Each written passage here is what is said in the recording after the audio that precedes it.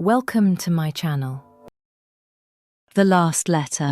రవి చిన్నప్పుడు అతని తల్లి లంచ్ బాక్స్లో ఎప్పుడూ చిన్న చీటీ పెడుతుండేది. బాగా తిను బాబూ లేదా నిన్ను చూసి నాకు గర్వంగా ఉంది అనే మాటలతో. రవి పెద్దవాడయ్యాక పని జీవితం బిజీగా మారాయి. నగరానికి వెళ్ళి అమ్మతో మాట్లాడే మాటలు కూడా తగ్గిపోయాయి. ఒకరోజు ఫోనొచ్చింది. అమ్మ ఇక లేరని.